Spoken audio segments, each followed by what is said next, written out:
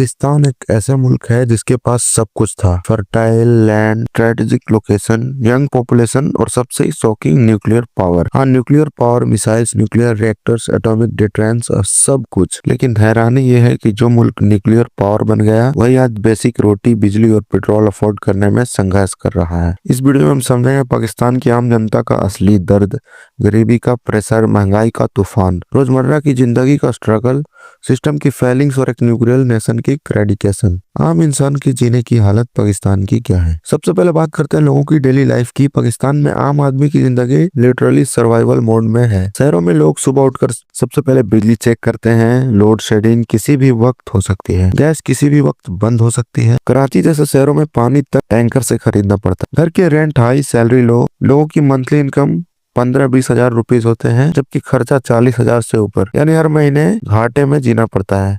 ये कोई temporary crisis नहीं है, ये उनकी रियलिटी बन चुकी है। महंगाई ने लोगों को तोड़ दिया है। महंगाई पाकिस्तान में एक नेचुरल डिजास्टर जैसी लगती है, हर महीने बढ़ती जाती है। आटा, चावल, तेल, जिन्हें बेसिक चीजें होना चाहिए, आज लग्जरी बन गए हैं। फ्यूल प्राइसेस बढ़ते हैं तो ट्रांसपोर्ट महंगा होता है, सब्जियां महंगी होती हैं, मेडिसिन महंगे और फिर इलेक्ट्रिसिटी बिल्स। बहुत सारे लोग पाकिस्तान में ऐसे भी हैं जो इलेक्ट्रिक बिल दें या बच्चों को खाना दोनों अफोर्ड नहीं कर पाते। आपको आइडिया देने के लिए, पाकिस्तान में इतने हाई टैरिफ्स हैं कि लोग बिजली का बिल भी देखकर डर जाते हैं। लोग एसी चलाना तो छोड़ो, पंखा चलाने से पहले 1000 बार सोचते हैं। जब मार्केट ऑलमोस्ट कोलैप्स मोड में है, क्वालिफाइड ग्रेजुएट्स डिलीवरी जॉब्स कर रहे हैं, इंजीनियर्स कॉल सेंटर्स में काम कर रहे हैं, डॉक्टर और आईटी स्टूडेंट्स गल्फ कंट्रीज भाग रहे हैं, फैक्ट्रीज बंद हो रही हैं क्योंकि इंपोर्ट्स महंगे हो गए, रॉ मटेरियल अनअवेलेबल हो गए हैं और government policies unstable. Youth frustration अपने पीक पर है।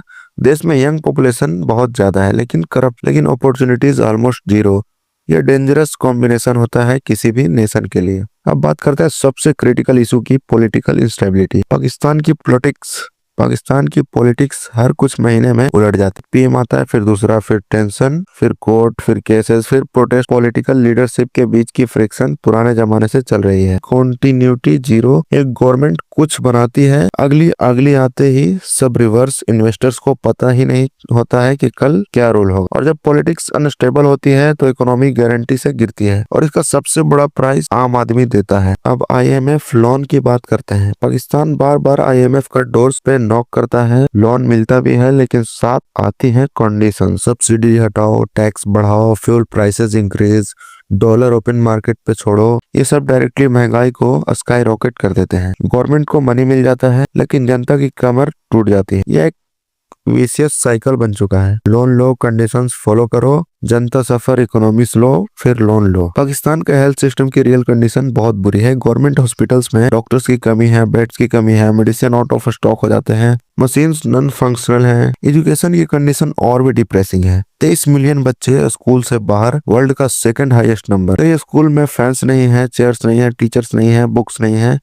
ऐसे में फ्यूचर जनरेशन कैसे डेवलप होगी। 2022 के फ्लड्स ने पाकिस्तान को लिटरली हिला दिया। 30 मिलियन लोग इफेक्ट हुए, घर, फसल, पशु सब बह गया। मिलियंस ऑफ लोग टेंट में रहने के लिए मजबूर हो चुके थे और जो रिहेबिलिटेशन होनी चाहिए थी वो बहुत स्लो थी। लोग 1 साल तक भी रिलीफ कैंप से बाहर नहीं निकल पाए। ऐसे डिसेस्टर्स गरीबी और महंगाई को 10 गुना बढ़ा देते हैं। एक और मेजर प्रॉब्लम है पाकिस्तान में, ब्लैक मार्केट और करप्शन। डॉलर हो, पेट्रोल हो, वेट हो, स्मगलिंग और होर्डिंग हर जगह होती है।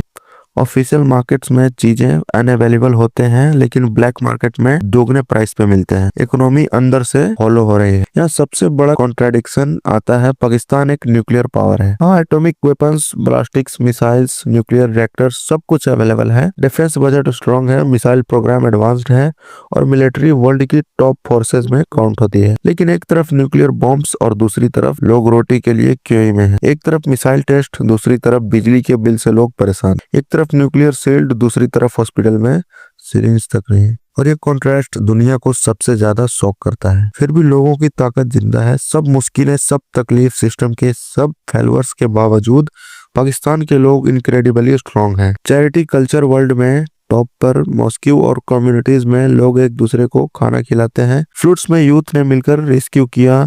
टैलेंट हर इंडस्ट्री में अवेलेबल है। अगर सिस्टम थोड़ा सा स्टेबल हो जाए, ये लोग अपना मुल्क को एक नए लेवल पर लेके जा सकते हैं। तो दोस्तों, पाकिस्तान की कहानी सिंपल नहीं है। ये एक न्यूक्लियर पावर है लेकिन गरीबी और महंगाई से जूझ रहा है।